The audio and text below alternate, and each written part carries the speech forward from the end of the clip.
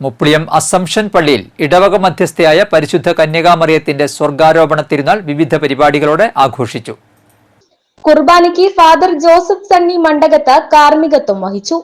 Deacon വിബി പുറത്തുകാരൻ സന്ദേശം നൽകി. അൾത്താര സംഘത്തിന്റെ നേതൃത്വത്തിൽ മാർച്ച് പാസ്റ്റും KCYM സംഘടനയുടെ ആഭിമുഖ്യത്തിൽ ദേശീയതയെ അനുസ്മരിപ്പിക്കുന്ന നാടകാവിഷ്കാരവും അവതരിപ്പിക്കപ്പെട്ടു. ഇടവക പ്രതിനിധി യോഗാംഗങ്ങളുടെ നേതൃത്വത്തിൽ നേർച്ച പായസം വിതരണം ചെയ്തു. കൈക്കാരന്മാരായ തോമസ് കരുത്തി, ജോയ് കരിപ്പായി, ഡേവിസ് പഞ്ഞിക്കാരൻ, ബിജു തേക്കിലക്കാടൻ എന്നിവർ നേതൃത്വം നൽകി.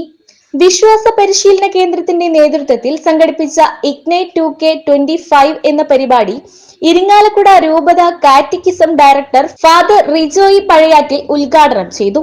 വിശ്വാസ പരിശീലന കേന്ദ്രം ലീഡേഴ്സ് അനിക്സ് മാക്സിൻ പൊതപ്പറമ്പിൽ, അന്ന റോസ് പോൾസൺ സെറക്കേക്കാരൻ, പ്രധാനാധ്യാപകരായ ജോയ് പന്തല്ലൂർ, സൂസൻ വിൻഡോ പക്ഷിക്കാലായി, രക്ഷാകർതൃ സമിതി ഭാരവാഹികളായ ബിജു ഐനിക്കാടൻ, നിമ റിജോയ് ചെട്ടിവളപ്പിൽ എന്നിവർ പരിപാടികൾക്ക് നേതൃത്വം നൽകി.